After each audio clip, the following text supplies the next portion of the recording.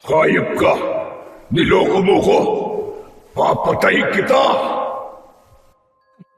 Totoo palang kasabihang galit ang manluloko sa kapwa niya manluloko. Akala mo ba, mauuto mo ko ng ganong kadali? Alam kong masama ka nila lang na hindi dapat pagkatiwalaan na tutupad sa pangako. Ano ngayon ang pakiramdam na naisahan ka ng binatang tinatawag mong mahina? Tama na, Saksat! Patutunayan kung nagkamali ka sa ginawa mong panluloko sa akin! Wala kang dapat patunayan dahil pinatunayan mo na kung gaano ka kasama. Ipapalasap ko sa iyo ang lakas ng kapangyarihan ko hanggang sa uling hininga mong hayop ka!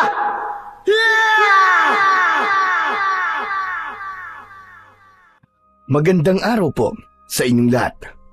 Ngayong araw po na ito, pakinggan po natin ang natatanging kwento ng binatang si Rene. Isang simpleng binata na ang pangarap lamang ay magkaroon ng isang tahimik na buhay at maayos na tirahan. Ngunit palagi silang ginugulo ng mga aswang na harating. At sa pagtakas nila ng kanyang lolo Densyo, ay dito naman nila makikilala ang maglolo na tutulong kay Rene para pabagsakin ang hari ng mga aswang. Magagawa kaya niyang magtagumpay laban sa kasamaan? Sama-sama po nating pakinggan ang buhay at pakikipagsapalaran ng binatang tagapagmana sa tungkod ng itim na dragon. Ngunit bago po ang lahat, mga idol, huwag po nating kalimutan mag-subscribe at i-hit ang notification bell sa aking YouTube channel na The Voice Addict at Apong Isaak para sa mas marami pang makapigil hiningang kwentong aswang at katatakutan mula sa mundo ng kababalaghan. Umpisahan na po natin ang kwento. Bilisan mo, Rene! Bumangon ka na dyan! Kailangan na nating umalis at lisanin ang lugar na ito! Teka lang naman po, sandali lang, Lolo Densyo. Madilim pa po ang paligid ah. Sana naman po ba tayo pupunta? Talaga po bang sa ganitong oras ng gabi po tayo aalis? Huwag ka nang maraming tanong, Justin batang ito! Basta sumunod ka na laban sa akin! Halina! Wala ng oras! Aray, sandali lang po, Lo. Huwag niyo pong hilahin ang kamay ko. Aray, bakit po ba tayo nagmamadali? Halika na, Apo! Hindi mo ko naiintindihan eh! Pero naiwan pa po ang mga damit ko sa aparador eh. Huwag ka na magdala ng mga damit. Yung mahalagang gamit mo na lang ang dalhin mo. Bilisan mo ng kumilos. Malapit na nila tayong maabutan dito sa bahay. Sino po ba sila, Lolo? Pambihira naman oh.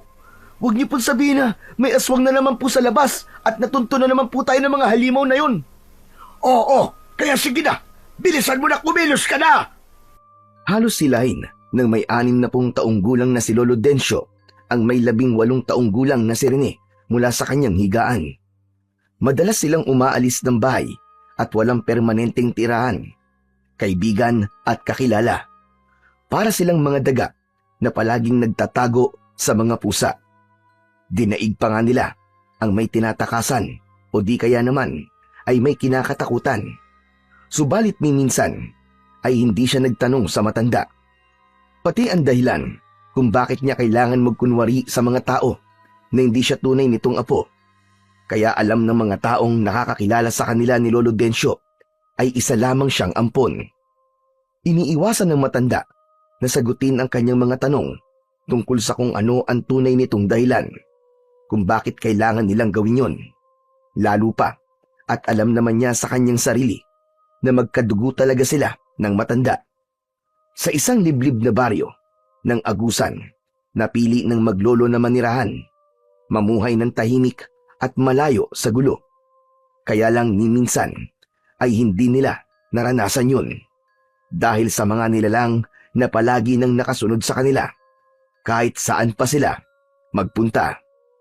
Hindi pa halos sila nakakalabas ng kanilang bahay ay nagulat na sila sa pagsulpot ng ulo ng aswang mula sa nasirang dingding ng kanilang kubo. Madaling nabutas yun dahil gawa lang yon sa kawayan.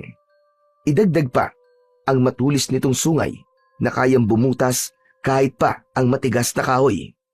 Umaangil itong tumutulo pa ang laway na may kasamang dugo habang ipinagpipilitang pagkasyay ng katawan sa nabutas nilang dingding. Hanggang sa tuluyan na nga itong nakapasok sa loob ng kanilang tahanan Natulala si Rene at hindi kagad nakagalaw dahil sa sobrang takot.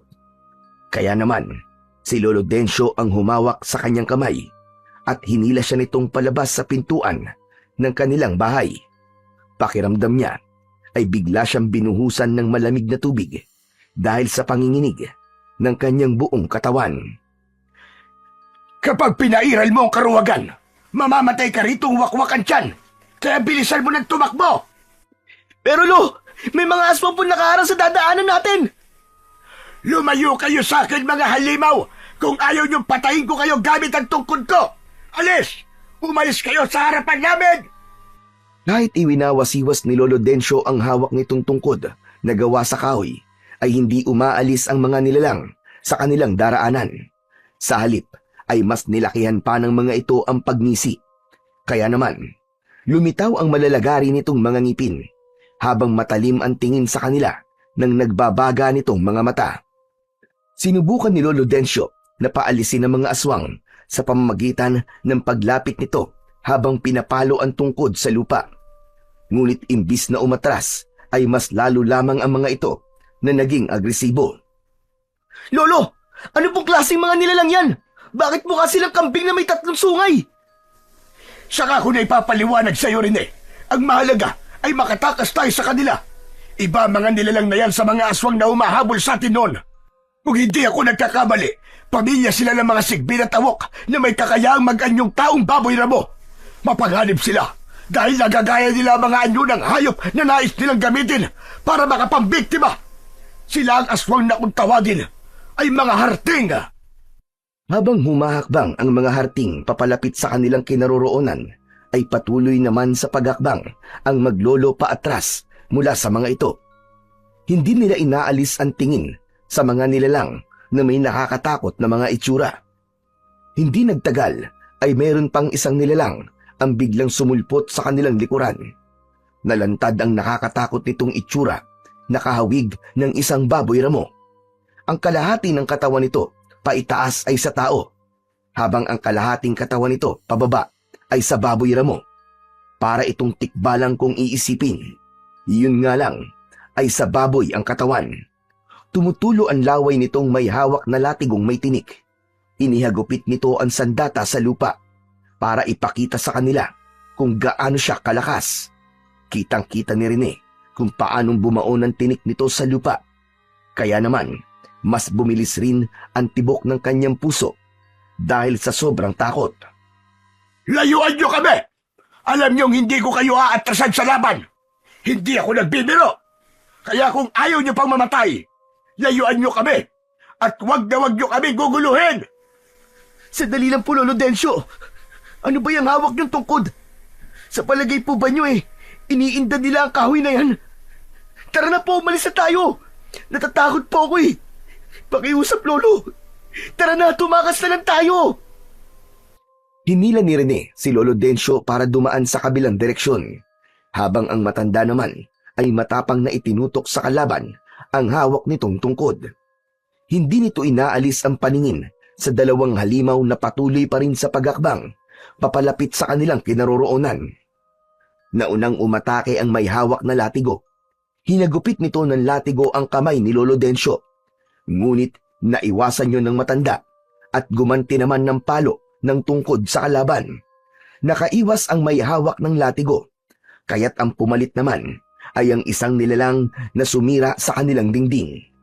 Idine pa nito ang mga kamay na may mahahabang kuko sa kanyang mga daliri.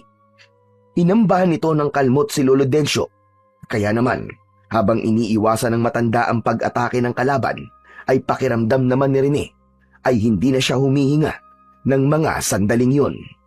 Likas na sa kanya ang pagiging matatakotin at hindi sanay sa karahasan. Hindi siya nagmana ng katapangan sa matanda. Nagulat na lamang si Rene nang mapabagsak ni Lolo Densyo ang dalawang nilalang pasadsad sa lupa. Sinamantala yon ni Lolo Densyo, nilapitan nito ang mga aswang at paulit-ulit nitong pinagpapapalo ng tungkod ang mga ito.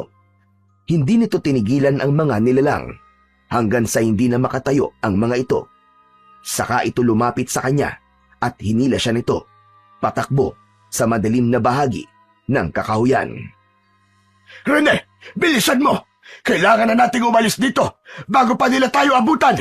Alam ko marami silang magkakasama, kaya hindi tayo ligtas sa lugar na ito. Halata ang paghabol ng hininga ng matanda dahil sa paggamit nito ng malakas na puwersa.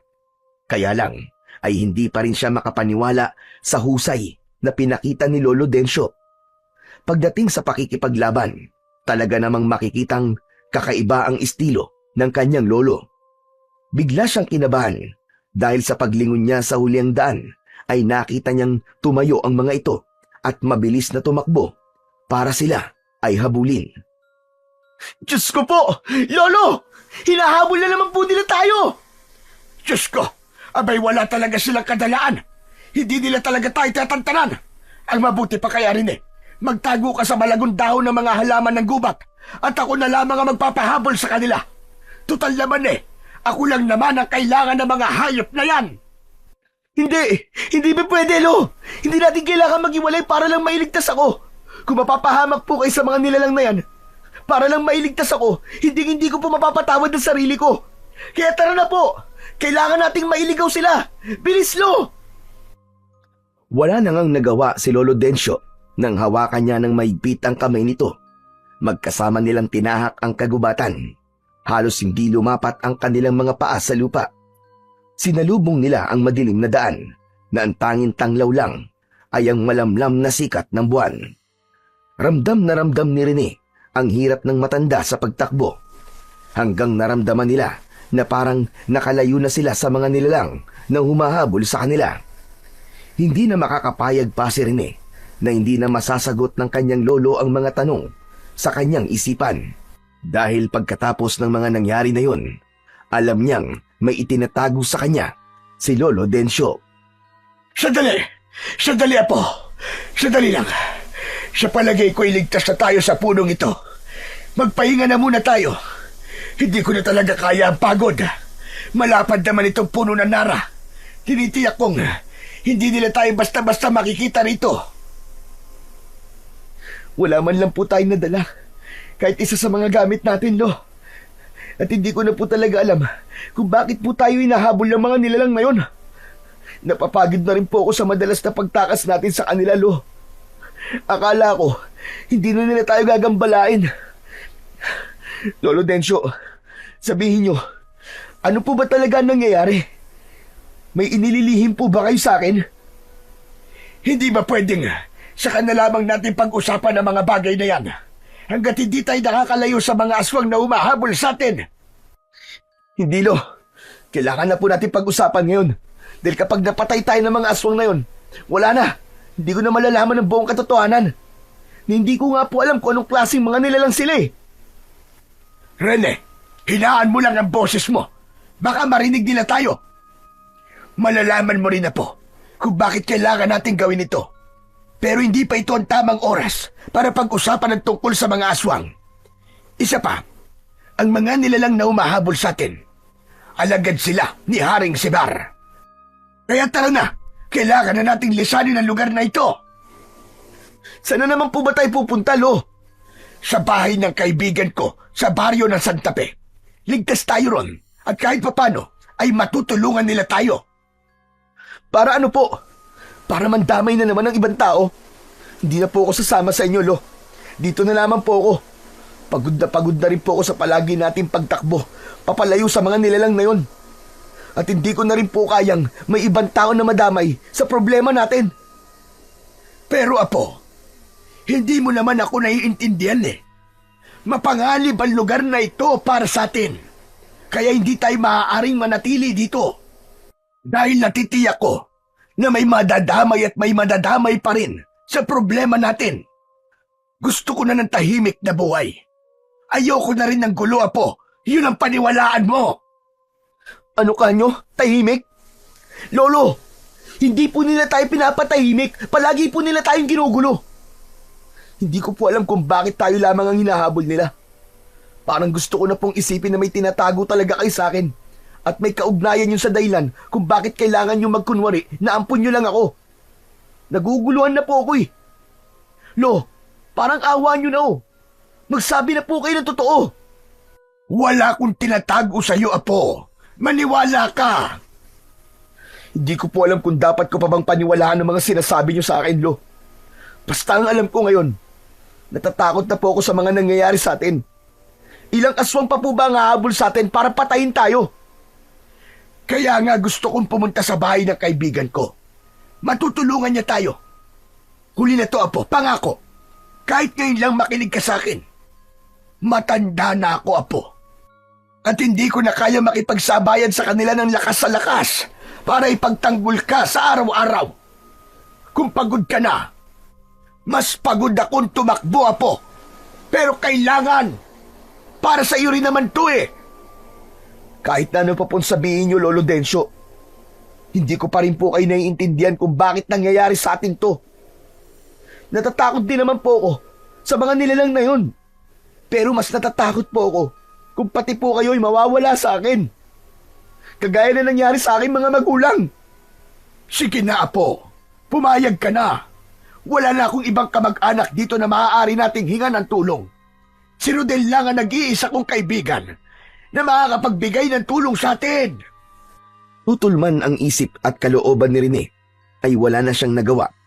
Kitang-kita niya ang takot sa mga mata ni Lolo Densyo habang nakaupo ito sa malaking ugat ng puno. Bago nagsimulang maglakad, ay isang malalim na buntong hininga ang pinakawalan ni Rene. Ramdam niya ang bigat sa kanyang dibdib dahil sa paglisan sa baryong yun. Napamahal na rin sa kanya ang lugar na yon. Hindi man lang siya nagkaroon ng pagkakataon na makapagpaalam sa kanyang mga kaibigan, lalong-lalo na sa babaeng pinakamamahal niya. Nalaman niya na ang baryo ng Santa Fe ay ang dating lugar kung saan doon isinilang ang kanyang mga magulang, maging si Lolo Densyo. May sarili akong bahay sa katabing bahay ni Rodel. Pansamantalang doon muna tayo titira. Sana hindi na nila tayo matuntun sa lugar na yon. Hindi na nagsalita pa si Rene. Ipinaramdam niya sa matanda na masama ang kanyang loob sa pag-alis nila sa baryo. Kung ano man ang dahilan ng lahat ng nangyayari sa kanila, ipinagdadasal na lamang ng binata na wala ng aswang ang manggugulo sa kanila sa baryong lilipatan nila. Wala ng tao sa labas, kaya hindi tayo makakapagtanong sa kanila kung nasan ang bahay ni Rodel. Ang laki na ng pinagbago ng baryong ito. Marami ng mga bayan nakatayo at halos kaliwat kanan ng mga tindahan. Kapansin-pansin din ang pagkakasara ng mga pintuan at bintana. Mukhang may kinakaharap na problema ang lugar na ito, Rene. Aba, ayos ka lang ba, Rene? May masakit ba sa'yo? Ayos lang po ako. Hindi po ba niyo natatandaan kung saan nakatira ang kaibigan niyo, Lolo Densyo? Sana hindi sila umalis sa dati nilang tirahan. Ang alam ko malapit lamang yun sa kakauyan. Halos 16 na taon din ang lumipas magmula nang umalis ako sa baryong ito. 2 taon ka pa lamang nun. Naiwan ko ang lugar ng lola mo. Kaya baka nagbago na rin ang tirahan ni Rodel. Kung ganun po pala bakit dito niyo po naisipang pumunta? Hindi po ba't dito nagsimula ang lahat? Dito rin namatay ang aking ama at ina? Dahil dito ako isinilang, Apo. At hindi nila iisipin na nandito ulit ako. Halika, may lalaki na nakaiga sa bangkong gawa sa tabla ng kahoy. Lapitan natin at baka alam niya kung saan nakatira si Rodel Santos. Lo, mukhang lasing naman po yun Baka magalit po't masaktan lang tayo. Ay, nako! Umiral na naman yung kaduwagan mo. Mas maganda nga kung lasing siya. Abe, kahit tamunin niya ako ng suntukan buong araw, sigurado mananalo ako sa kanya. Dahil hindi pa man lumalapat ang kamao niya sa mukha ko. Aba, baka natumba na siya. Lolo naman puro na naman kayo biro Ako na nga lang ang lalapit sa kanya para magtanong. Baka magulat pa po sa itsura niyo Matakot pa, takbuhan tayo. Abat, nanlait pa itong batang Sige na, tanungin mo na siya. Dahil nakatalikod ang lalaking nakahiga sa kahoy, kailangan pa niya itong silipin para gisingin. Kaya lang, sa pagtunghay niya sa mukha ng lalaki, ay biglang nanigas ang kanyang 2 tuhod. Hindi siya nakapagsalita sa nakitang eksena na tumambad sa kanyang paningin. Butas ang tiyan ng lalaki at nakalaylay na ang lamang loob nito sa lupa. Nakita niya rin sa harapan ng lalaki ang maliit na baboy ramo na patuloy na nilalantakan ang laman loob ng kaawa-awang biktima. Halos masuka siya sa kanyang mga nakita, lalo pa at hindi napapansin ng baboy ramo ang kanyang presensya. Nakapikit itong ngumunguya na parang nilalasap pa ang putahing nakahain sa harapan nito. Ano na rin eh? Hindi ka na nakagalaw dyan. Namumutla rin ang labi mo. Abay para kang uminom ng suka. Ako na nga lang ang magtatanong.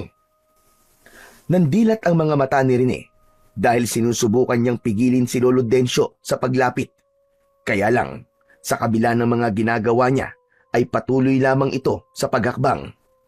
Hindi niya na ito napigilan na silipin ito ang muka ng lalaki. Dala ng pagkibigla, ay hindi sinasadyang mapasigaw si Lolo Densyo nang makita nito ang itsura ng nilalang. Mabagin langit! Aswag! Aswag ang baboy ramo na yan, Rene! Dahil sa sigaw na yon, tuluyan na ngang napansin ng baboy ramo ang presensya nilang dalawa. Gulat din itong napahakbang paatras habang hindi inaalis ang paningin nito sa kanilang mga muka. Napapalunok ng laway si Rene habang pinagmamasdan ang pagtulo ng laway ng baboy ramo. Kaya pareho silang nagulat ng matanda nang bigla itong sumugod papunta sa kanila. Biglang nagbago ang anyo ng baboy ramo habang nasa ere. Isang taong baboy ramo nakahawig ng mga nilalang na humahabol sa kanila. Mahahaba ang mga pangil nito at mapupula rin ang mga mata. Pagbagsak nito sa lupa ay kagad na naramdaman ni Rene ang pagtama ng ulo nito sa kanyang tiyan. Masakit at halos hindi siya makahinga sa malakas na pagbagsak niya sa lupa. Rene! Apo ko! Sunod na binalingan ng nilalang ay ang kanyang Lolo Densyo na tumakbong papalapit sa kanya. Malakas nitong sinipa ang matanda sa sikmura. Kaya naman, bumagsak sa lupa si Lolo Densyo at tumalsik ang hawak nitong tungkod. Lolo! Lolo Densyo! Gumapang si Rene papalapit sa nakahigang si Lolo Densyo. Kaya lang ay binuhat ng nilalang ang matanda, saka inihagis papalayo sa kanya. Halos mabaliw si Rene nang makita kung gaanong nasaktan ng matanda sa pagbagsak ng katawan nito sa mabatong kalsada. Kasunod, ang malakas na pag-angil ng taong baboy ramo. Nakatingala ito sa langit habang nakadipa ang mga kamay. Lumikha yun ng nakakabinging tunog na parabang nagtatawag ng kasama. Sapat na para mabulabog ang mga taong nakatira sa mga bahay na yon. Ngunit walang nagbukas ng pinto at bintana para sa kanila. Dama niya ang bigat sa lugar na yon na parang alam na ng mga tao sa lugar na yon ang tungkol sa nilalang. Nang mapansin ng aswang na hindi na gumagalaw si Lolo Densyo, inisip nito na patay na ang matanda. Kaya naman, si Rene ang nilapitan nito. Dahan-dahan itong humahakbang papalapit sa kanya habang nakaamba ang matutulis nitong mga kuko. Saktong binuhat siya nito sa pamamagitan ng pagsakal. Naramdaman niya ang pagbaon ng mga kuko nito sa kanyang leeg. Nagpupumiglas siyang kumakawala sa malakas nitong kamao. Ramdam na ramdam niya ang magaspang nitong palad na lumapat sa kanyang balat. Sumigaw ito sa kanyang muka, kaya naman nalanghap niya ang mabaho nitong hininga. Sa gilid ng kanyang paningin ay napansin niya ang maingat na pagtayo ni Lolo Densyo habang pinupulot nito ang tumalsik na tungkod. Saka lumapit sa kanilang kinaroroonan. Malakas nitong pinalo ang ulo ng aswang at dahil sa sakit, malakas itong napasigaw. Bitiwan mo ang apo ko! Hayop ka! Ilang beses na pinagpapapalo ng tungkod ni Lolo Densyo ang katawan ng taong baboy ramo. Ngunit hindi ito natinag. Sa halip, lumikha ito ng malakas na pagsigaw na masakit sa kanilang tenga. Binitiwan ng aswang si Rene at si Lolo Densyo ang hinarap nito. Bakas ang galit sa muka ng nilalang habang sumusugod sa matanda. Naramdaman naman ni Rene ang masakit na pagtama ng kanyang katawan sa lupa. Ganun pa man, ay pinilit niyang bumangon para tulungan ang kanyang lolo. Pero mahusay talaga ang matanda. Nagawa nitong pabagsakin ang nilalang hanggang sa mamatay ito. Hindi pa nasiyahan si Lolo Densyo. Dumampot pa ito ng isang malaking bato at paulit-ulit na pinukpok ang ulo ng nilalang. Akala niya ay tapos na ang nakakakilabot na banta ng aswang. Pero nagkamali siya. Halos mamilog ang mga mata ni Rene nang sa pagitan niya sa likod ni Lolo Densyo ay may biglang sumulpot na nilalang. May hawak itong tridente o sandatang may 3 talim sa dulo. Gawa yon sa bakal. Nakangisi itong nakatingin sa kanyang lolo habang abala ito sa pagpukpok sa ulo ng aswang. Kapansin-pansin din ang dalawa nitong baluktot na sungay, mapupulang mga mata at mabalahibong katawan hanggang sa mukha nito. Sa mga mata nito ay parang sinasabing sa wakas ay nahuli na rin si Lolo Densyo. Gumapang ang kilabot sa kanyang katawan dahil sa itsura ng nilalang na yon. Ang kalahating katawan nito ay sa tao, habang ang bewang hanggang paa nito ay sa baboy ramo. Halos kasing taas ito ng kanyang lolo. Hindi siya makapagsalita, lalo na nang mapunta ang kanyang paningin sa mukha ng halimaw. Singkit ang mapupula nitong mga mata. Ang tenga ay tulad ng sa paniki. Kulubot at laylay ang balat sa mukha. Nakalabas din ng isang dangkal nitong pangil. Pagkatapos ang mga kamay ay may mahahabang mga kuko. Idagdag pa ang nakakakilabot nitong paghuni na parang tunog ng asong gubat.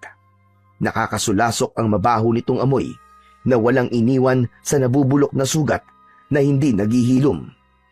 Para itong demonyo na nakatayo sa likod ng kanyang Lolo Densyo.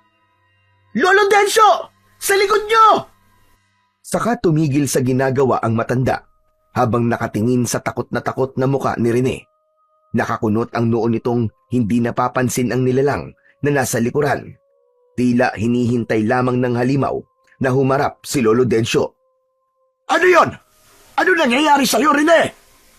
Nang maamoy ng matanda ang mabahong simoy ng hangin, parang bigla itong nanigas sa kanyang kinatatayuan. Nanlalaki ang mga matang napatingin nito kay Rene. Tila pamilyar sa matanda ang mabahong amoy ng aswang. Huwag po kayong gagalaw, Lolo! Huwag kayong gagalaw!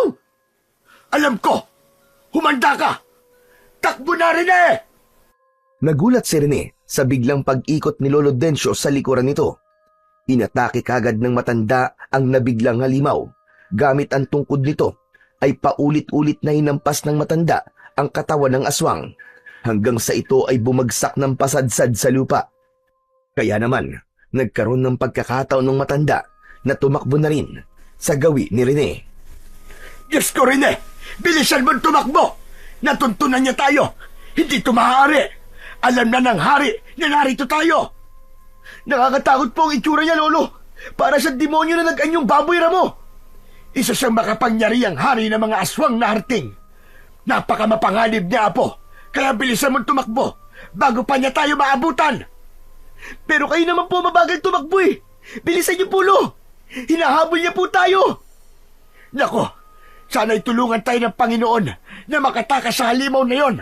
Wala man lang sumubok na tumulong sa atin dito, kahit naririnig nila ang mga sigaw natin.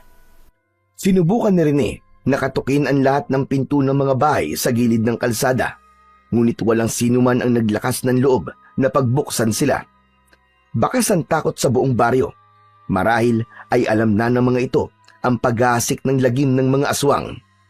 Pasadsad silang napahinto sa pagtakbo nang bumagsak sa kanilang harapan ang nilalang na nagmula sa ere. Tumalon ito sa unahan ng kanilang daan habang si Rene ay nanlalaki pa rin ang mga matang titig na titig sa itsura ng halimaw. Hindi mo na ako matatakasan, tanda. Ibigay mo na lang sa akin ang kailangan ko at hahayaan ko kayong dalawa na mabuhay. Hindi ako natatakot mamatay. Hindi ka magtatagumpay. Nagawa ko ng tumakas sa inon at magagawa ko ulit ngayon.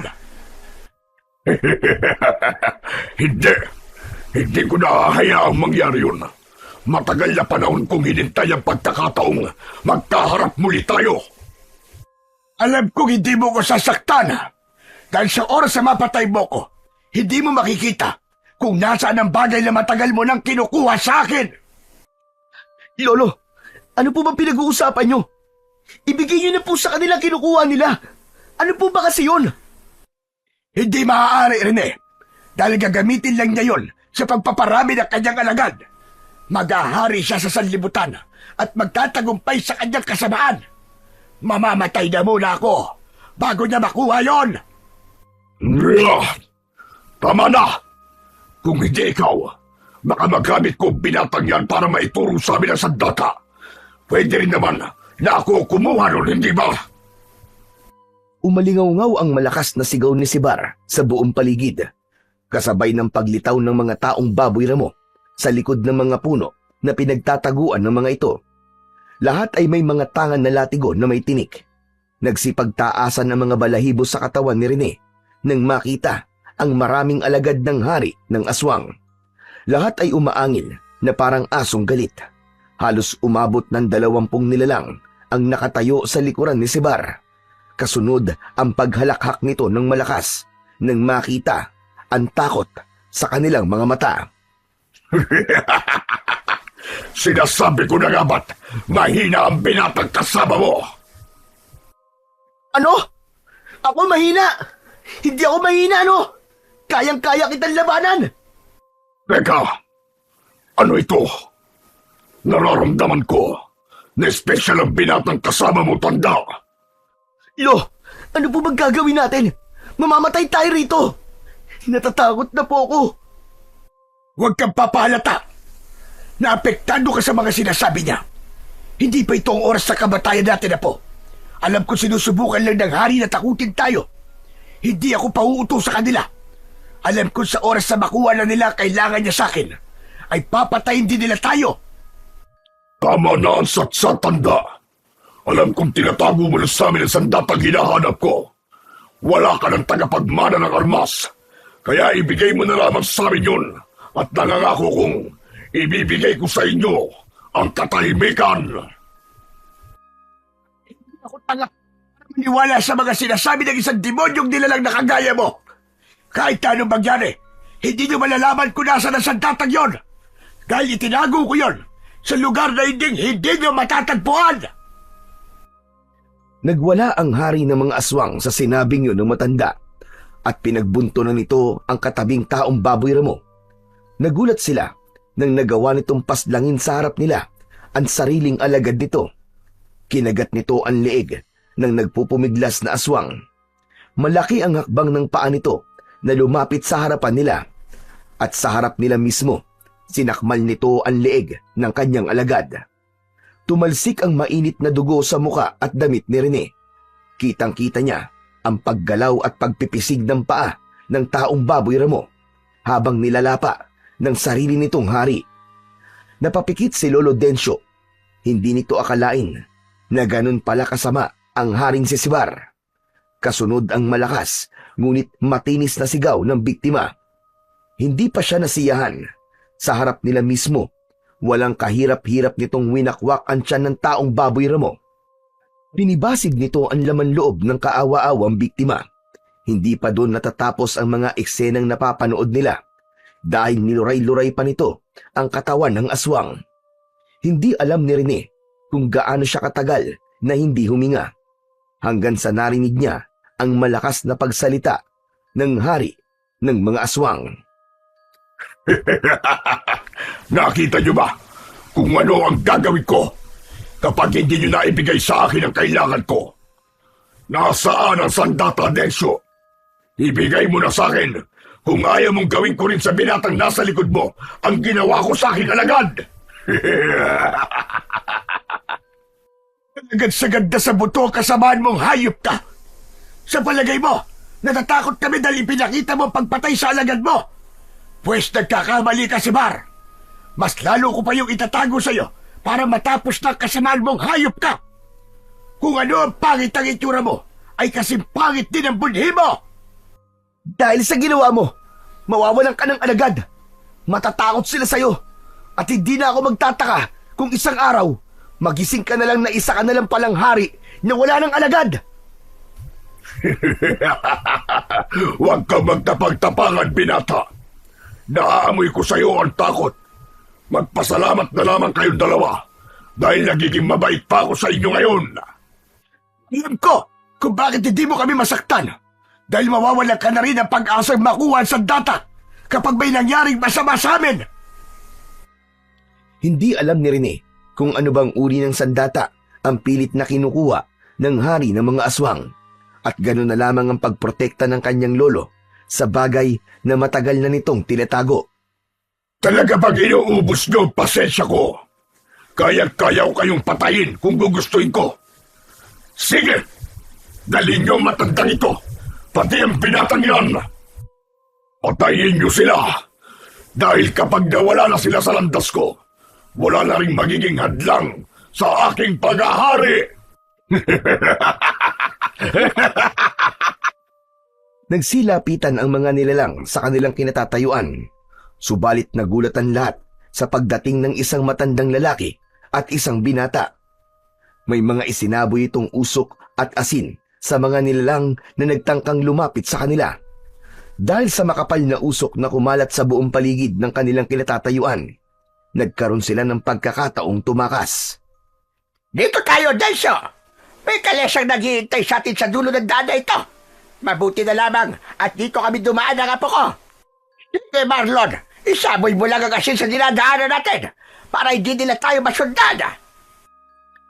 Hindi makapagsalita si Rene na patuloy lamang sa pagsunod sa mga taong tumulong sa kanila, habang naririnig pa rin niya ang malakas na pagsigaw ng hari na si Sebar. Nagwawala ito dahil wala itong makita sa daan. Kumalat ang kulay puting usok, pati na ang amoy ng insenso at kamangyan. At samantala lang po ang usok at asin, hindi magtatagal ay makakatawid din sila sa mga pangontrang isinaboy namin. Bilisan niyo umakyat sa kalesa. Marlon, ikaw na magpatakbo sa kabayo. Lolo Densyo, nakasunod pa rin po sila sa atin. Kumapit po kayo mabuti, patatakbuhin ko na po ang kalesa. Hiya! Halos hindi lumapat ang gulong ng kalesa sa daan sa bilis ng pagpapatakbo ni Marlon sa kabayo. Panay naman ang linga sa huli ang daan si Rene, habang nakikita ang mabilis na paghabol sa kanila ng mga taong baboy ramo. Hanggang sa nakaagwat na sila sa mga alagad ng hari. Kaya lang ay nakita ni Rene na tumayo ang hari ng harting sa daan habang nakatutok ang tridente sa kanilang sasakyan. Hindi niya alam kung anong puwersa ang bumalot sa kalesa at nagsimula yung magpagewang-gewang sa pagtakbo.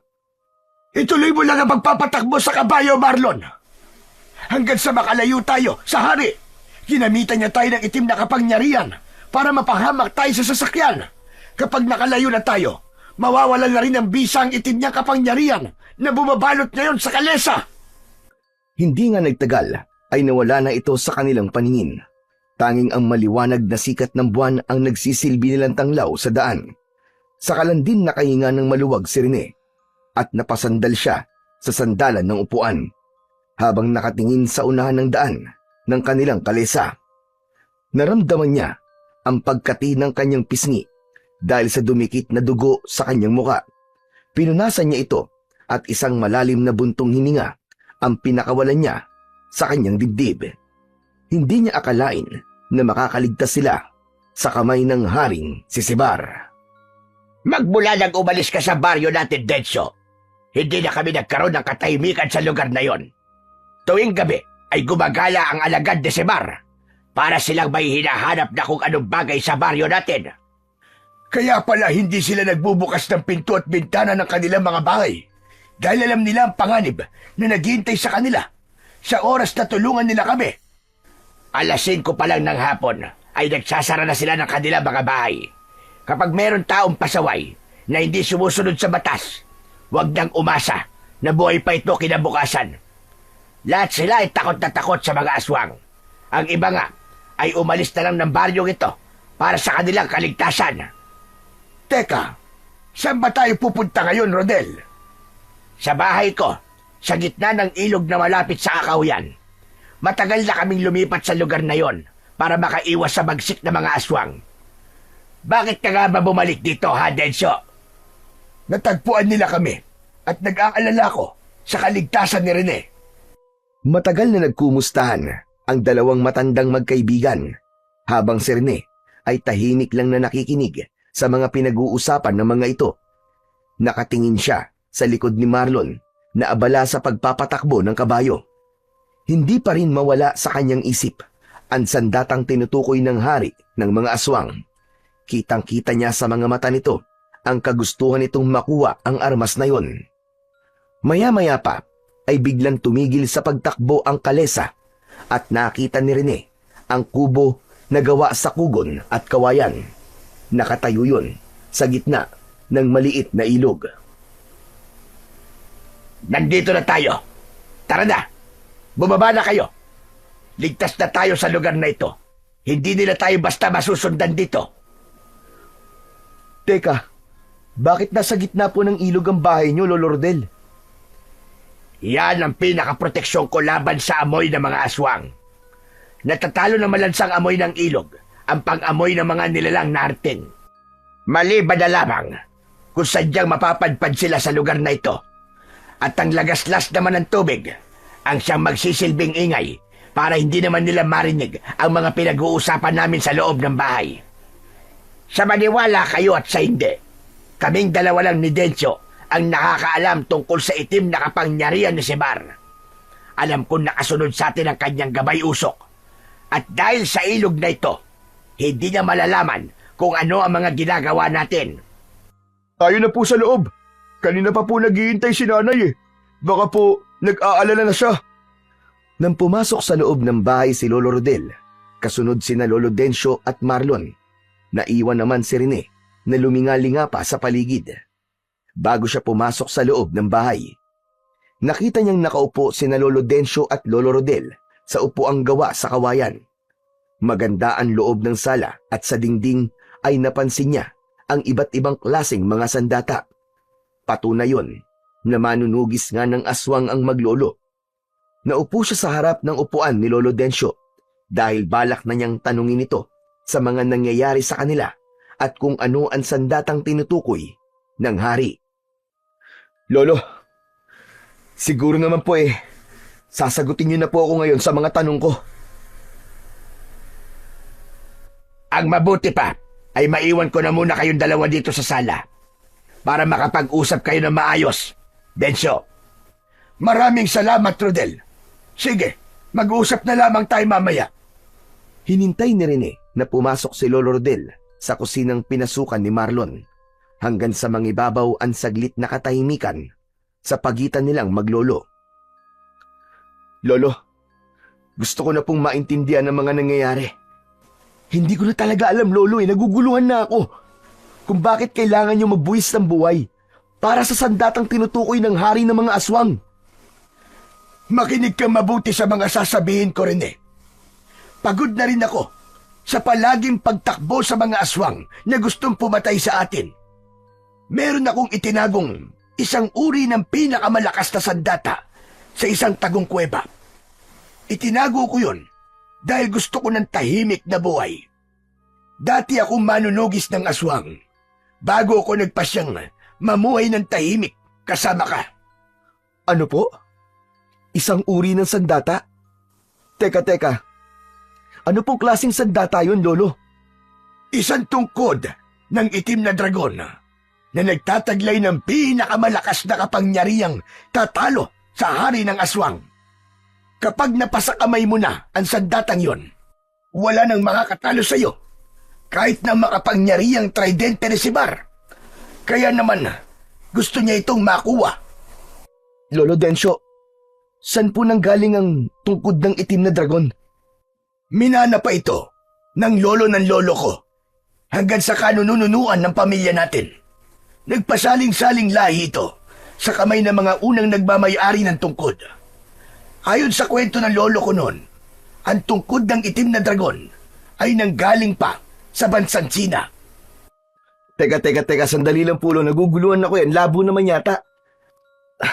Bakit naman po nanggaling pa sa China? Paano pong nakarating doon ang ninuno ng lolo nyo? Ayon sa naalala kong kwento ni Lolo, ang una raw na ninuno nating pinagbigyan ng sandata ay nakagawa ng kabutihan sa matandang tunay na nagmamay-ari sa tungkod. Dati kasi, Ang trabaho ng ninuno ng lolo ko ay yung bang pakikipag-barter sa mga karatig na bansa. Barter? Ano po ang barter, Lolo? Ang barter ay isang sistema ng pangangalakal kung saan ang mga tao ay nagpapalitan ng paninda o produkto nang hindi gumagamit ng pera.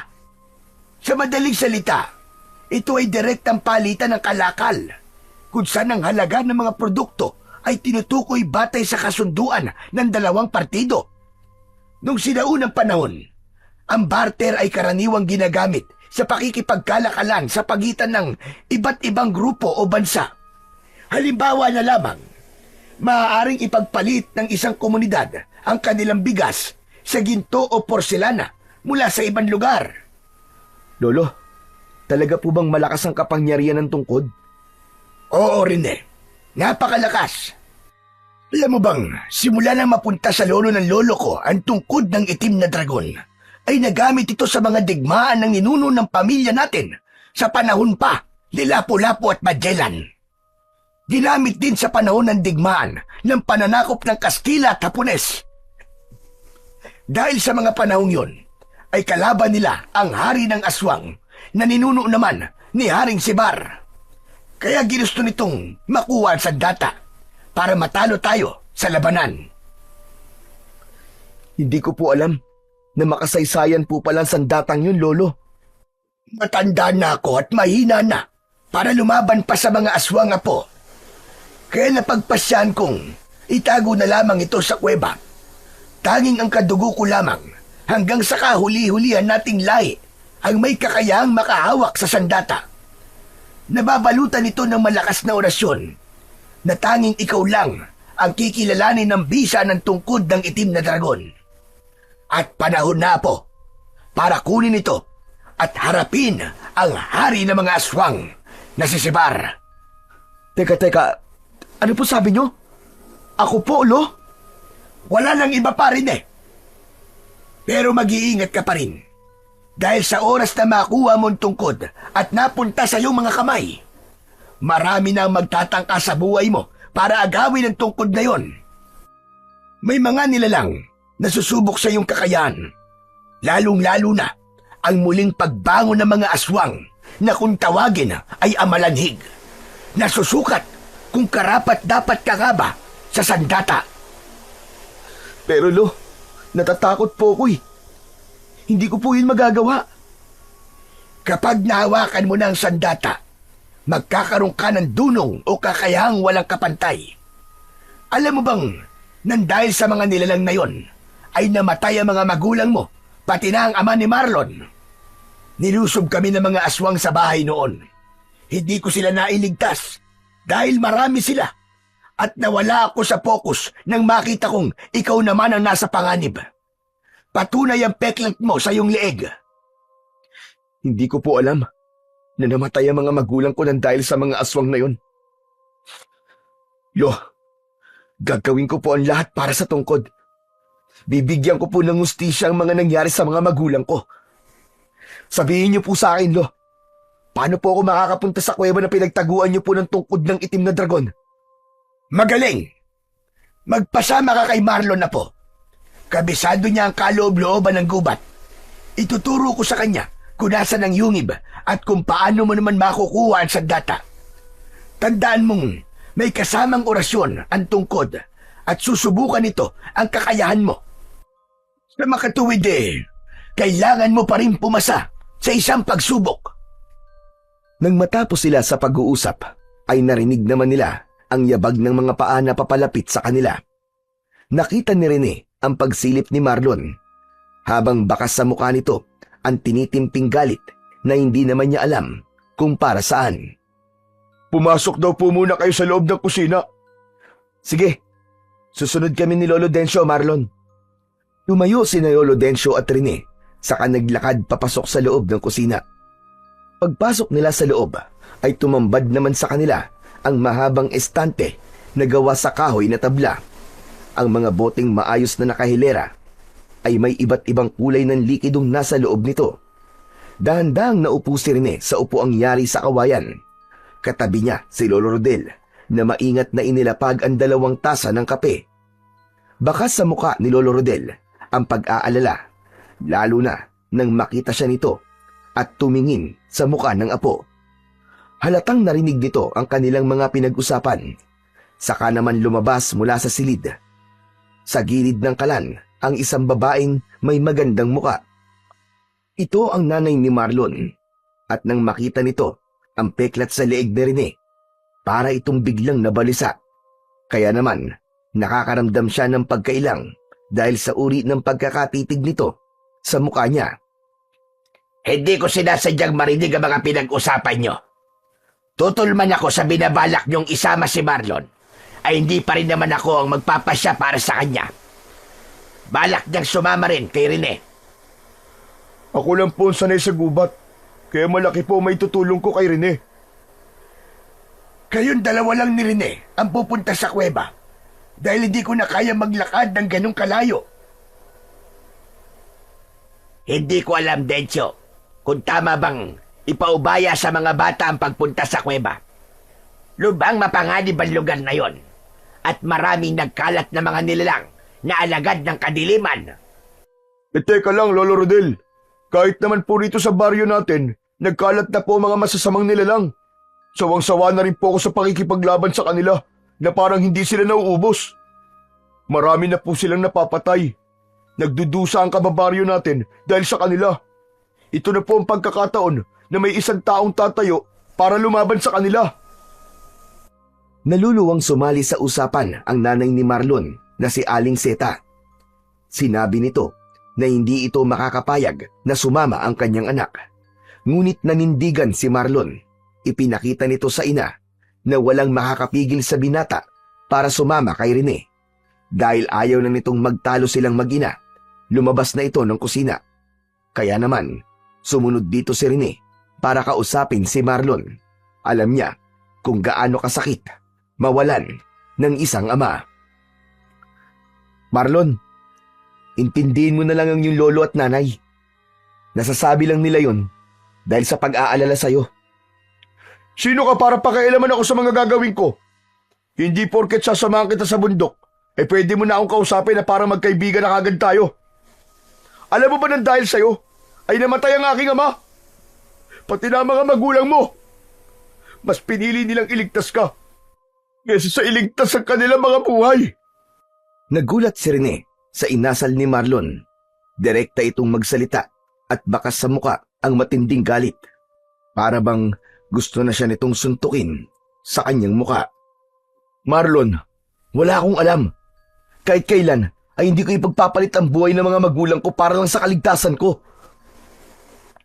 Nangyari na nga eh. Wala na sila. Sana ikaw na lang ang namatay. Wala akong ibang gusto, kundi ang mabigyan ng katarungan na nangyari sa ama ko. Sabay talikod si Marlon sa kanya. Lumabas ito ng bahay. Parang bigla siyang nanlamig nang marinig ang mga sinabi nito. Hanggang sa pagtulog ay hindi dinalaw ng antok si Rene. Nanatili siyang nakatingin sa bubong habang katabi si Lolo Dencio. Mahimbing na itong natutulog sa katre na gawa sa kawayan. Iniisip din niya ang gagawin niya sa sandaling makarating sila sa kuweba at kung anong klaseng mga nilalang ang makakasagupa niya para sa sandatang panlaban sa hari ng mga aswang. Mahinang yugyug sa balikat ang nagpagising sa diwa ni Rene. Nakita niyang nakatunghay sa kanyang muka ang kanyang lolo Dencio. Bumangon ka na riyan na po. Kanina ka pang hinihintay ni Marlon sa labas ng bahay. Ano po bang oras na, Lolo Dencio? 10:10 na ng umaga. Hindi kita ginising na maaga dahil alam kong napuyat ka kagabi. Naramdaman kong gising ka pa ng madaling araw. Huwag mong sisihin ang sarili mo sa mga nangyari sa magulang mo. Walang may gusto na mapahamak sila. Hindi po ako palagay na makasama si Marlon, Lo. Parang bigla po ako nawalan tiwala sa kanya. Dahil ba sinisi ka niya sa pagkamatay ng ama niya? Kung ganon, mas lalong dapat mong patunayan sa kanya na handa kang lumaban sa mga aswang para mabigyan ng hustisya ang pagkamatay ng mga magulang nyo. Ngunit po, mag-iingat ka. Kapag hawak mo na ang tungkod, ingatan mong Huwag itong maaagaw sa'yo. Lolo Densyo, kaya ko po ba talagang gamitin yun laban sa mga aswang? Walang imposible, Rene, sa kapangyarihan ng tungkod at sa gabay ng dakilang lumikha. Magtiwala ka lamang sa iyong sarili at magugulat ka sa kapangyarihang taglay ng iyong sandata. Pagkatapos kumain ni Rene at maihanda ang mga gamit sa paglalakad at pagpasok nila sa kagubatan, ay nagpaalam naman sila kina Lolo Rodel, Aling Seta at Lolo Densyo. Inihatid ng mga ito ng tanaw ang papalayong sina Marlon at Rene. Wala silang imikan habang naglalakad. Halos 2 oras na silang naglalakad, ngunit hindi pa rin sila nakakarating sa kanilang pupuntahan. Naiilang naman siyang magtanong kay Marlon dahil may hawak itong itak habang nasa kanyang unahan at panay ang pagtabas sa mga talayb na manadaanan nila. Maya-maya pa ay nakaramdam si Rene ng mga yabag sa kanilang likuran. Subalit nang titignan niya ito, ay wala naman siyang nakikitang ibang tao o nilalang na sumusunod sa kanila. Hanggang sa hindi na makatiis si Rene at kinausap na niya si Marlon. Marlon, sandali lang. Magpahinga na muna tayo. Pagod na ako eh. Hindi tayo pwede magpahinga sa lugar na to. Mas mahihirapan tayo maghanap sa kuweba kapag inabutan tayo ng pagdilim sa daan. Kaya lang 2 oras na tayo naglalakad ah. Magpahinga na muna tayo, kahit saglit lang. Isa pa, mainit ang paligid. Ubus na rin ang dala kong tubig eh. Puro ka reklamo, para kang hindi lalaki. Ganyan ba magmamana ng sandata? Mahina at lampa? Hindi nagustuhan ni Rene ang mga sinabi ni Marlon. Kaya naman, hindi na siya nakapagtimpi. Nasagot na niya ito ng may bagsik ang mga tingin. Huwag mong ipamukha sa akin na ako may kasalanan sa pagkamatay ng ama mo. Kagabi pa ako nagpipigil sa ugaling pinapakita mo sa akin ha. Wala akong alam sa nangyari sa iyong ama. Kaya imbis na sa akin mo ibunto ng galit mo, bakit hindi sa mga aswang na pumatay sa kanya? Doon mo ipakita ang tapang mo. Dahil kapag nakikita kita, naalala ko ang hirap ng lumaking walang ama. Kaya sa oras na magkaroon ako ng pagkakataong makuha ang tungkod, ako mismo ang gagamit nun para paslangin ang mga aswang. Hindi ako aasa sa katulad mong lampa at mahina. Sinasabi ko na sa'yong hindi ako lampa eh. Hindi na nga nakapagtimpi si Rene. Nasuntok niya si Marlon sa muka. Kaya naman, nabitiwan nito ang itak at bumagsak ito sa damuhan. Hindi kagad ito nakabangon habang sinusubukan niyang pakalmain ang kanyang sarili. Ito ang tandaan mo. Masasaktan ka lang kapag sinubukan mong hawakan ng tungkod. Binabalaan kita. Sa susunod na pagsabihan mo ako ng lampa at mahina, dudurugin ko ang mukha mo sa suntok. Kahit apo ka pa ni Lolo Rodel. Bakit? Totoo naman ah. Isa kang lampa at mahina. Talagang gusto mo ng gulo ah? Pwes, pagbibigyan kita ngayon. Nagpambuno sina Marlon at Rene sa talahiban. Kaya ang matatalas nitong mga dahon ay humiwa naman sa braso ni Rene. Ni hindi niya naramdaman ang mga dugong umagos na sa kanyang braso dahil galit na siyang nakikipagpalitan ng suntok sa nakahigang si Marlon.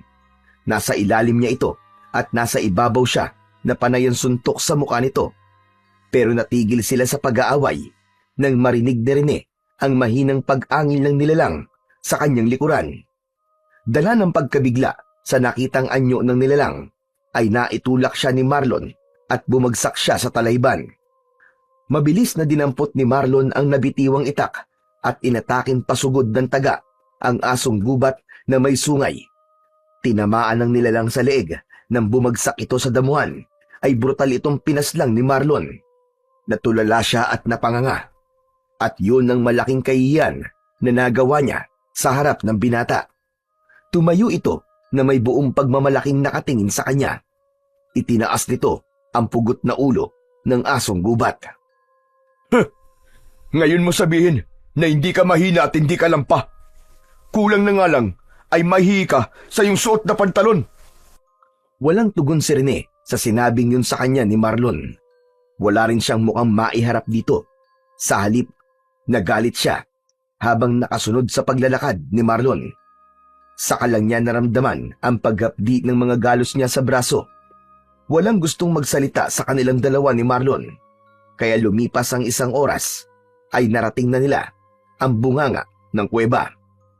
Maraming damong ligaw ang nakasabit sa bukana ng yungib. Kaya naman, kinailangan pa ni Marlon na gumamit ng itak para malinisan yun. Habang naglalakad papasok sa kuweba, ay hindi niya maiwasang hindi kabahan. Lalo pa at alam niyang interesado rin pala si Marlon sa tungkod ng itim na dragon.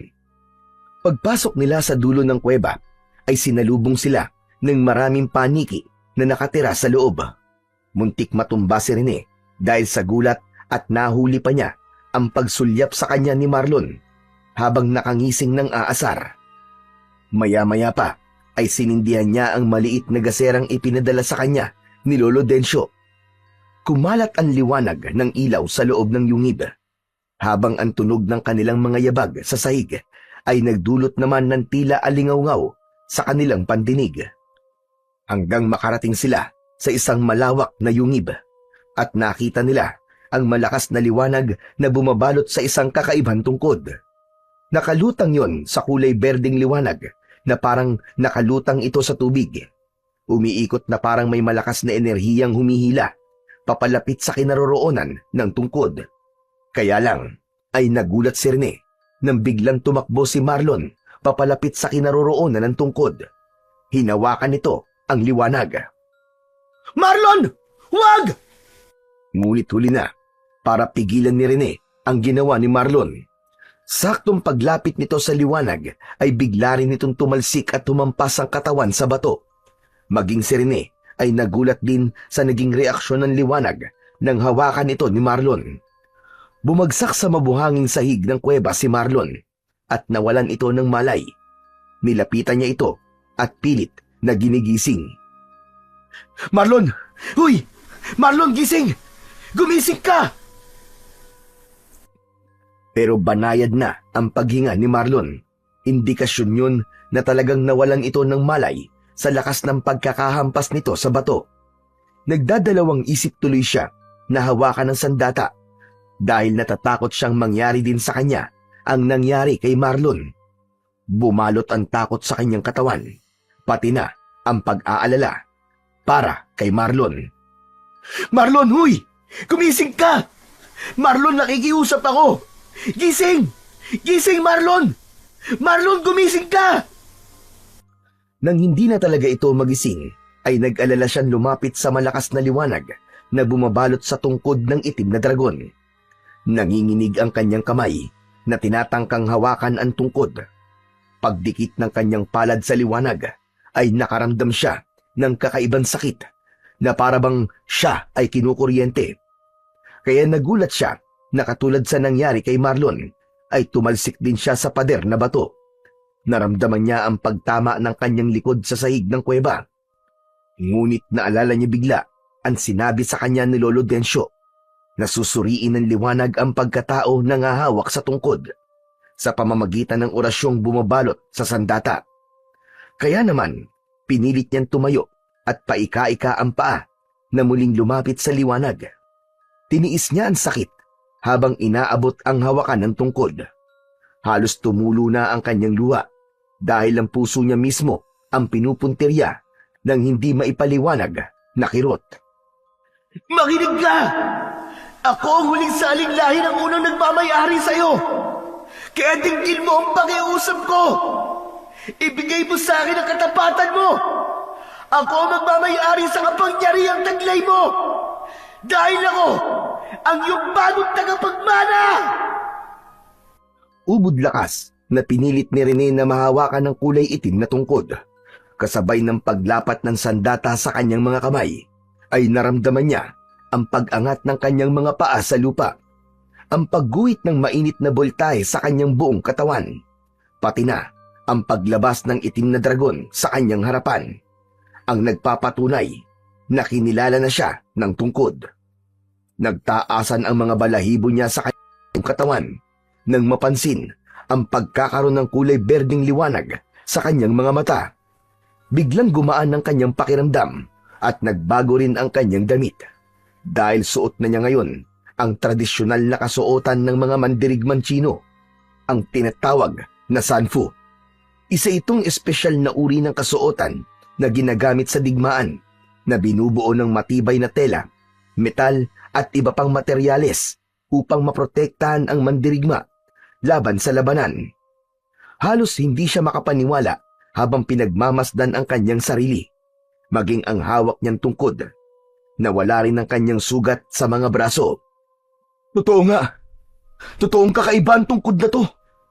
Saka paano napalitan ang damit ko? Nagulat pa si Rene sa biglang paglitaw ng itim na dragon sa kanyang harapan. Nagmula yon sa hawak niyang tungkod.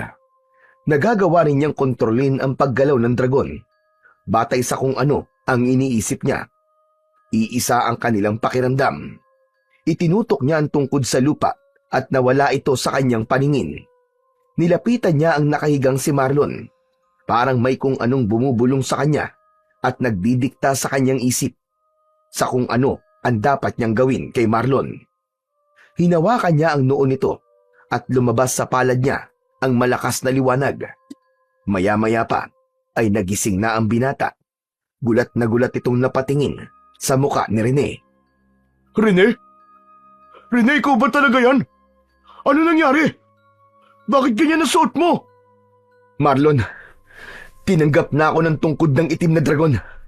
Ginamot kita dahil nag-alala ako na baka mamatay ka rin nang dahil sa akin eh. Bumangon si Marlon sa pagkakahiga at matagal siyang pinagmasdan. Umikot pa ito sa kanyang likuran. Naramdaman ng katawan niya na may binabalak itong masama laban sa kanya. Kaya naman, bago pa man mahawakan ni Marlon ang kanyang tungkod, ay malakas na siyang nagsalita para pigilan ito. Tumigil ka na, Marlon! Mapapahama ka lang kung itutuloy mo ang binabalak mo. Hinarap niya ito at nakita niyang nakataas pa ang kamay ni Marlon. Bumakas ang galit sa mukha nito, kaya imbis na harapin ang sama ng loob ni Marlon, ay mas pinili na lamang niya na lumabas ng kuweba kesa ang makipagtalo pa sa lalaki. Kaya lang, paglabas ni Rene ng yungib, ay hindi niya inaasahang may mga nilalang na nakatayo sa labas ng kuweba. Ang mga aswang na amalanhig. Lahat ay parang nanggaling sa sinaunang panahon na muling nabuhay.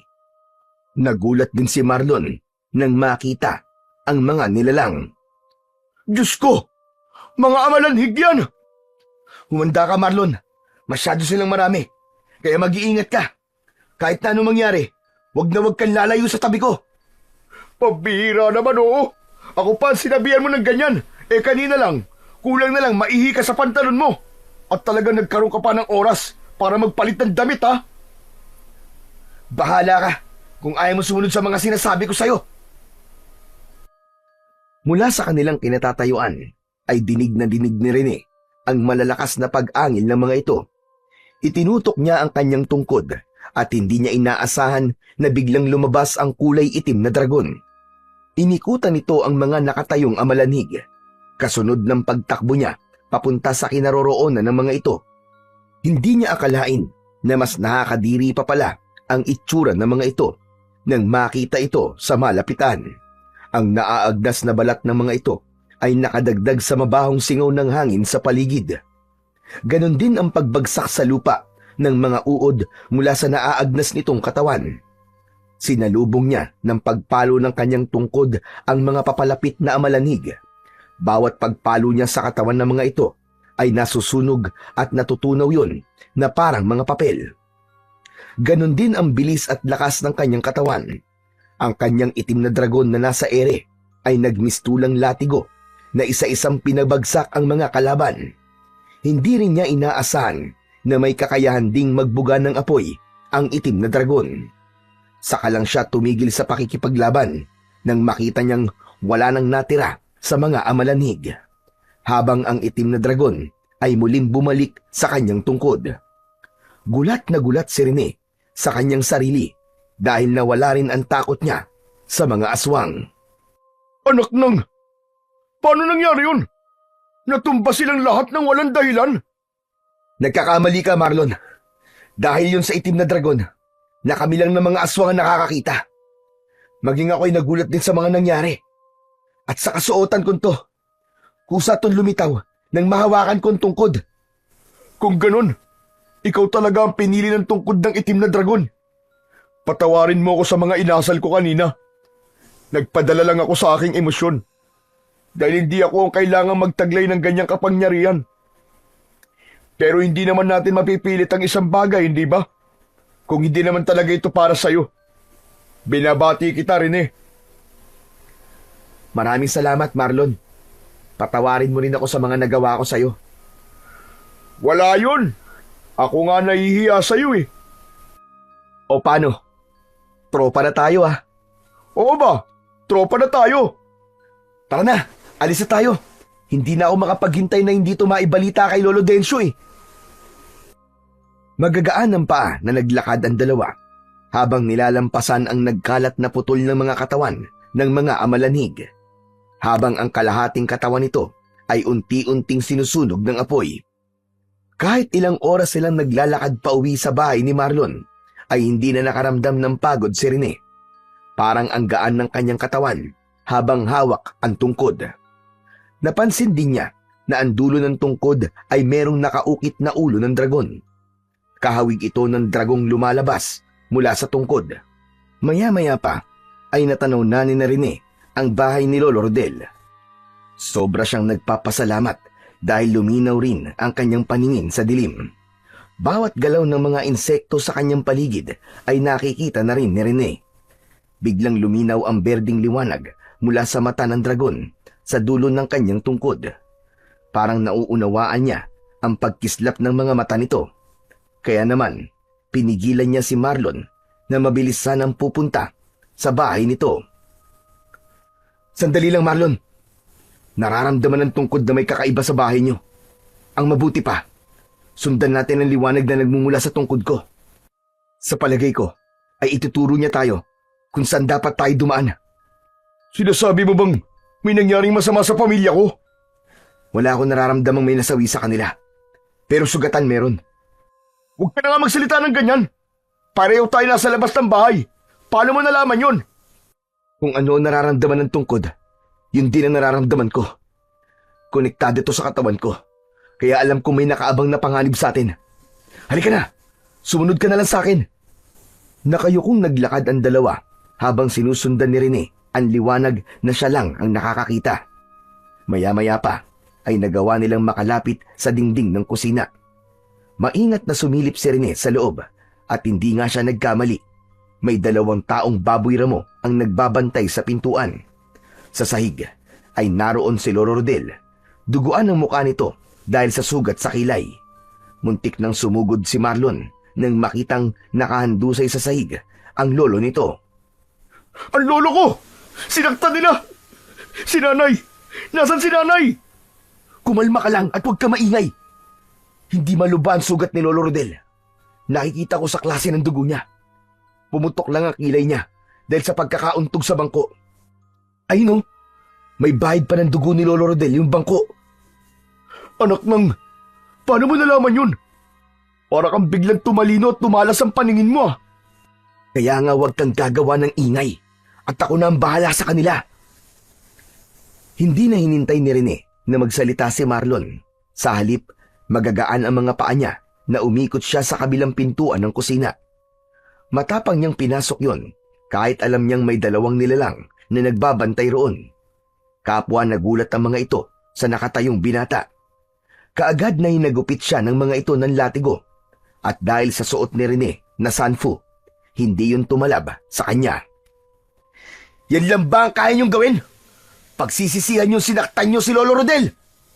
Mabilis na umikot sa ere si Rene at ginamit niyang panghampas sa katawan ng mga ito ang hawak niyang tungkod. Bawat pagpalo niya sa katawan ng taong baboy ramo ay tumatalsik ang mga ito sa dingding. Kaya naman, kasama ang mga itong nahulog sa ilog hanggang sa malunod. Saka lang pumasok sa loob si Marlon at hinanap kagad ang kanyang ina. Nay! Nay, nasan ka? Nay! Maging si Rene ay naghanap din kay Lolo Densyo. Si Lolo Rodel ang sumagot habang nahihirapan itong bumangon at sumampa sa bangko. Aray ko! Dinala nila si Decho sa kanilang kuta. At ang nanay mo naman, Marlon, naroon sa inyong silid. Itinali sa roon at nilagyan ng busal ang bibig. Mabilis na tumakbo si Marlon sa itinurong kwarto ni Lolo Rodel. Dinig na dinig niya ang pagkalampag ng sahig dahil sa paa ni Marlon. Saka naman hinarap ni Rene si Lolo Rodel. Diyos ko, bakit po nila kinuha si Lolo? Dahil alam na nila na ikaw ang tagapagmana ng tungkod. Hindi ko alam kung paano nalaman ng hari na si Sibar ang tungkol sa pagkukunwari niyong hindi kayo magkadugo. Naalala niya na siya ang gumawa ng marka sa iyong leeg. Kaya nalaman nilang hindi ka nila napatay noon. Kakaiba na si Sibar. Tuwang-tuwa siya sa pagkakaroon niya ng karagdagang kapangyarihan sa hawak niyang tridente. Ipinakita niya sa akin ang kulay pulang usok sa kanyang sandata at natunaw ang isa sa kanyang mga tauhan. Mabuti po pala at hindi niya kayo sinaktan. Sinadya niyang buhayin kami para maiparating sa iyo ang gusto niyang mangyari sa oras na bumalik ka. Ano po yun, Lolo Rodel? Tungkod o buhay ni Densyo. Yun lang ang sinabi niya sa akin bago niya iniwan ang 2 aswang na nagbabantay sa amin kanina. Kung ganun po kailangan kong iligtas si Lolo Densyo. Magagawa na niyang patayin si Densyo dahil wala na itong silbi sa kanya. Sa labas, sa gitna ng baryo, maghaharap kayong 2 dahil ipapakita niya sa taong bayan kung gaano siyang kalakas. Nag-aalala ko para sa kaligtasan ng lolo mo, Rene. Ang ipinagtataka ko lang po, Lolo Rodel, paano nadadagdagan ang kapangyarihan ng tridente? Talagang nangyayari yon sa hari. Kapag may nakakuha na sa tungkod, lalo na kapag meron pang nakialam. Isang taong nagtangka na hawakan ng tungkod na may masamang intensyon. Ang malakas na enerhiya ng pusong punong-puno ng galit sa dibdib ang sasama sa hangin para hanapin ang nilalang na may nakakatakot na layunin. Dahil yun sa orasyong nakabalot sa sandata. Hindi ko alam na may masamang epekto ang ginawa ni Marlon kanina. Ano ka mo? Bakit? Anong ginawa ng apo ko, Rene? Ikinuwento ni Rene ang ginawang pagtangka ni Marlon sa pagkuha sa tungkod. Saktong narinig yun ng lalaki dahil kalalabas lang ng silid habang inaalalayan ang kanyang ina. Baka sa mukha ni Marlon ang hiya at pagsisisi nang malamang ito ang dahilan kung bakit lumakas ang kapangyarihan ng kalaban. Wala na rin naman tayo magagawa sa bagay na yan. Wala na. Nangyari na. Ngayon, Marlon, alam mo na kung gaano kasakit ang pakiramdam ng sinisisi. Imbis na nakatulong ka, nakadagdag ka pa sa paghihirap ni Rene. Tama na po. Tama na po, Lolo Rodel. Wala naman po siyang kasalanan Pasensya na po kayo, Lolo. Alam ko po nagkamali ako. Saka lang napansin ni Lolo Rodel ang suot ni Rene. Bumakas ang kasiyahan sa mukha nito dahil biglang naalala ng matanda ang itsura noon ni Lolo Densyo habang nakikipaglaban ito sa mga aswang. Ginamot na muna ni Rene ang sugat sa kilay ni Lolo Rodel bago sila nagplano na sumabak sa laban. Kung ang tungkod na ito ang kailangan nila, pues ibibigay ko to sa kanila kapalit ng kaligtasan ni Lolo Densyo. Meron lang po akong katanungan, Lolo Rodel. Nakita na po ba ng hari ang itsura ng tungkod na itim na dragon? Hindi pa kahit na kailan. Dahil matagal itinago yan ni Densyo sa kuweba. Mukhang alam ko na po kung ano ang mga dapat kong gawin. Sasama ako sa iyo, Rene. Babawi ako sa lahat ng mga naging kasalanan ko. Ano ka ba, Marlon?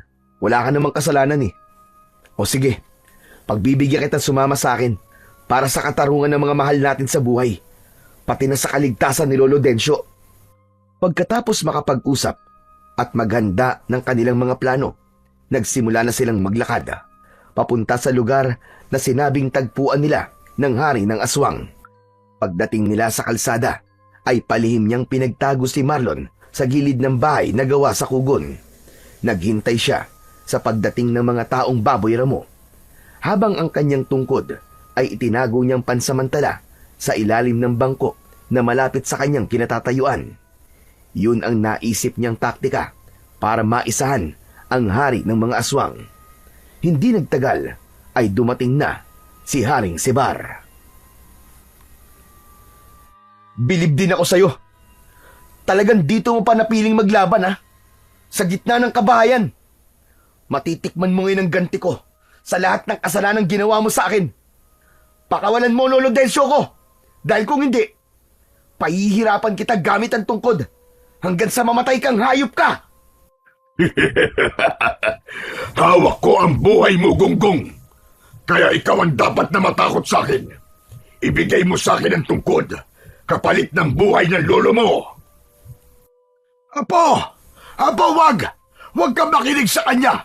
Labanan mo siya! Patayin mo ang diablong ito! Tumigil ka, tanda! O ano? Hindi ako nagbibiro.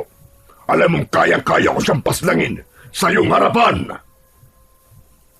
Sige, ibibigay ko to sa'yo. Basta't ipangako mo lang na papakawalan mo na kami at pababayaan mo kami mabuhay. Sige, gusto ko yan. Mangangako kong hindi na kita guguluhin, pati na ang mga tao rito. Akin na, hindi na ako makapaghintay na makuha ang sandatang yan. Teka! Kaaliwaan tayo. Lalapit na ako sa'yo. Sa gitna tayo magpalitan. Tila gumana ang naisip na plano ni Rene, habang ang kaba sa kanyang dibdib ay hindi nawawala. Nakatingin siya sa dalawang papalapit sa kanya. Mabuti na lang at nagkunwari din si Lolo Densyo na ito nga ang totoong tungkod ng itim na dragon. Hindi nagtagal ay nagharap sila ng hari ng aswang. Palitan ang ginawa nilang pagpalit nila ng sandata at kay Lolo Densyo. Nang humakbang ng 2 dipa si Sebar sa maglolo, ay malakas itong tumawa habang pinagmamasdan ang nasa kamay na tungkod. Ang dali mo namang mauto. Sa palagay ba ninyo, ay hahayaan ko pa kayong mabuhay? Hindi ako ganong katanga para pagbigyan kayo sa gusto nyo at tumupad sa pangako ko sa inyo. May patawa-tawa ka pa dyan. Alam ko yon, bugok. Ano ka mo? Mahina ka rin pala, no? Alam kong hindi ka taong kausap. Isa kang halimaw na walang silbi. Mahinang nilalang na kayang utuin ng isang baguhang katulad ko. Mabilis na hinila ni Rene ang kamay ni Lolo Densyo para ilayo kay Haring Sebar. Kinuha niya ang kanyang tungkod sa balkonay ng maliit na bahay, habang si Marlo naman ay nilapitan si Lolo Densyo at pinagtago sa gilid ng kubo. Nang makuha ni Rene ang tungkod, ay muling bumalik ang kanyang pangmandirigmang kasuotan. Galit na galit naman si Sebar sa ginawang yun ni Rene. Hayop ka! Niloko mo ko! Papatayin kita! Totoo pala ang kasabihang galit ang manluloko sa kapwa niya manluloko. Akala mo ba mauuto mo ako ng ganong kadali?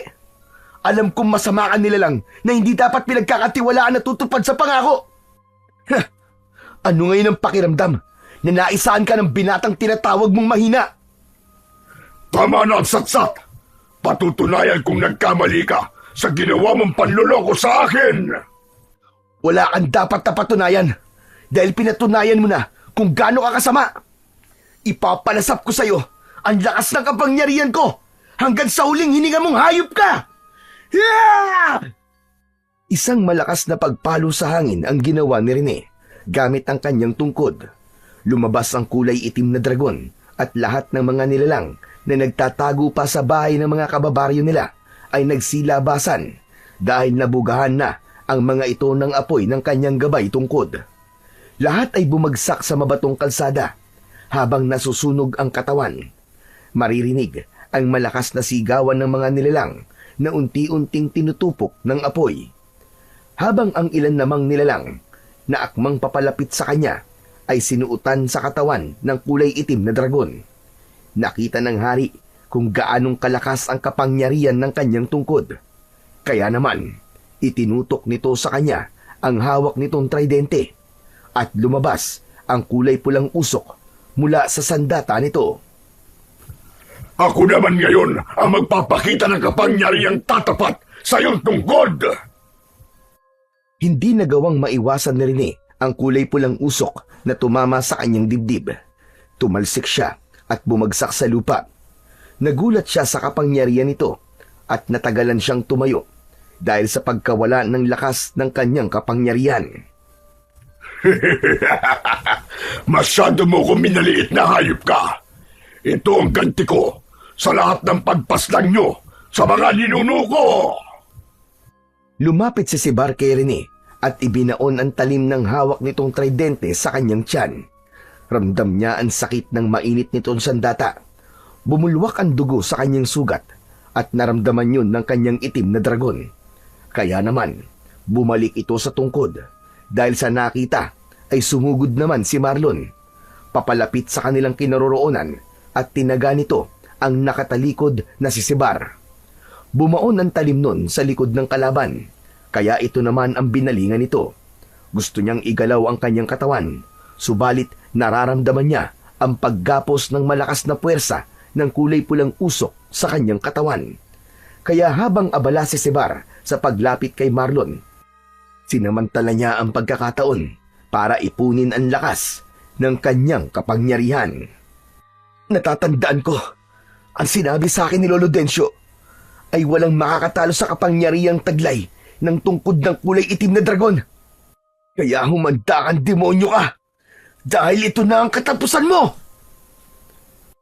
Nagkulay berde ang mga mata ni Rene, nawala ang kanyang sugat sa tiyan at mas tumibay ang telang nakabalot sa kanyang katawan.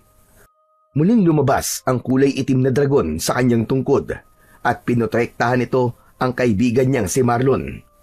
Bumalot ang liwanag sa kanyang katawan na biglang hinila si Sibar papalapit sa kanyang kinatatayuan hanggang sa makarating ito sa kanyang harapan. Sabay palo niya ng kanyang tungkod sa katawan nito. Bumagsak ito ng pasadsad sa damuhan habang hindi nabibitiwan ang tridente.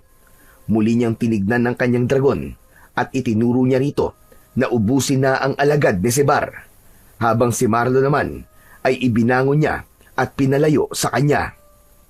Rene, maraming salamat! Itakas mo na si Lolo. Ako nang bahalang humarap sa kanya. Sige na, Marlon! Hindi, Rene. Panonoorin ko kung paano mamatay ang hayop na yan. Anong nangyayari sa akin? Bakit hindi ako makagalaw?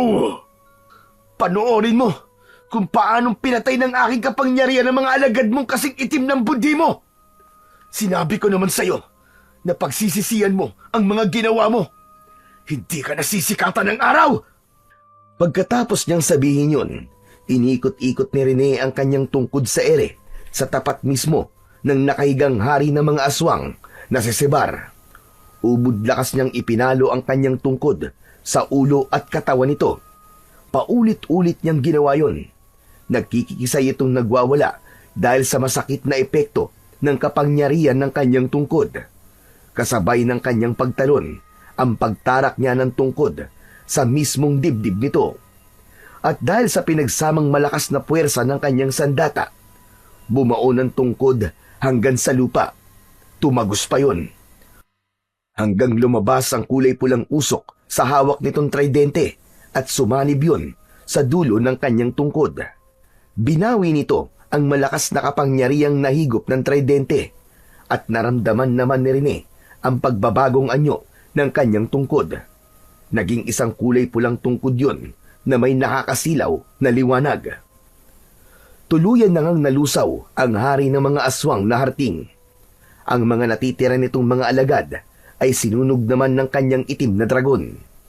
Naghari na ang katahimikan sa baryo at kumalat ang kulay berding liwanag sa buong paligid para higupin ang masasamang enerhiyang lumalabas sa katawan ng mga namatay na halimaw.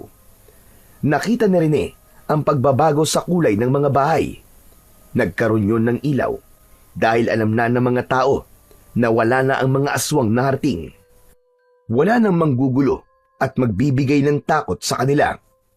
Isa-isang nagsilabasa ng mga tao at nagpasalamat sa kanyang ginawa. Ang bahay naman na nadadamay sa paglilingas ng apoy ay nakita niyang hinihipan ng kanyang dragon hanggang sa mawala ang apoy at usok na lamang ang natira. Itinutok niya ang tungkod sa lupa, kaya naman bumalik na ang itim na dragon sa kanyang tungkod. Maluwaluwang napalapit si Lolo Densyo sa kanya at mahigpit siya nitong hinagkan. Nagawa mo, Apo! Napakagaling mo! Ipinagmamalaki kita! Simula sa araw na ito, ay babalik na ang katahimikan sa lugar na to at sa mga karatig pang baryo. Ang totoo, Lolo, hindi ko po alam kung paano ko po silang napatay. Subalit nararamdaman ko po na ginabayan po ako ng Panginoong Diyos para ubusin ang mga nilalang nakampo ng kadiliman. Masayang masaya po ako, Lolo. Nakamit ko na ang katarungan para sa aking mga magulang. Maraming salamat sa iyo, Rene. Dahil sa iyo, nakamit ko na rin ang katarungan matagal ko nang hinahanap. Isang malakas na pagtapik sa balikat ang itinugon ni Rene para kay Marlon na kanya ng kaibigan ngayon. Bilang pagpapakita ng pasasalamat sa nagawa nitong kabutihan sa kanya at sa buong baryo. Maya-maya pa ay nagpaalam na sila sa mga tao na nakalabas sa mga bahay ng mga ito. Lahat sila ay tumanaw ng utang na loob sa kanila at mananatili siya sa puso ng mga ito. Habang sila ay naglakad na para umuwi sa bahay ni Marlon, nadatnan nila ang nakatayong mag-ama sa harap ng bahay ng mga ito. Tumakbo si Marlon sa kinaroroonan ng ina at mahigpit nitong niyakap si Aling Seta. Sina Lolo Rodel at Lolo Densyo naman ay masayang nag-usap, habang si Rene ay nakatingin lang sa mga ito na may bahid ng ngiti sa kanyang labi. Alam kong magtatagumpay si Rene, Densyo. Hindi ka nagkulang sa pagpapalaki sa apo mo. Ganun rin naman sa apo mo. Manang-mana talaga si Marlon sa'yo. Marami pong salamat, Lolo Densyo. Ngayon, alam ko na po ang dahilan kung bakit niyo po ako pinoprotektahan at pinalabas na ampun niyo lang ako. Yun pala para ilayo at iligtas ako sa kamay ng hari ng mga aswang na harting. Wala na pong manggugulo sa atin ngayon. Malaya na po ang baryo ng Santa Fe. Masayang nagyakapan ang apat at sabay na pumasok sa loob ng bahay ng mga ito, kung saan ay sira pa rin ang dingding ng kusina. Ang hawak namang tungkod ni Rene ay itinaas niya upang balutin ng proteksyon ang buong bahay, laban naman sa mababangis na hayop na mapapadpad sa kanilang lugar. Nagkaroon na ng permanenteng tirahan sina Lolo Densyo at Rene, habang malaya na nilang naipagsisigawan sa lahat ng tao na totoo niyang lolo ang matanda. Sa kasalukuyan ay nagtuturo si Rene ng mabubuting asal sa mga kabataang dumadayo sa kanilang bahay, habang si Marlon naman ay nagtuturo ng kung paanong maging mabuting bata at anak sa mga magulang ng mga ito. Tuluyang natuldukan ang kasamaan at pag-aasik ng lagim ng mga aswang na harting. Namuhay sila ng payapa habang hawak pa rin ni Rene ang ipinamana sa kanyang tungkod ng itim na dragon. Kasama ang kanyang bagong pamilya na handa siyang protektahan at ipagtanggol sa lahat ng uri ng kasamaan at kampon ng kadiliman. Sa tulong ng Panginoong Diyos na siyang lubos na pinakamakapangyarihan sa lahat.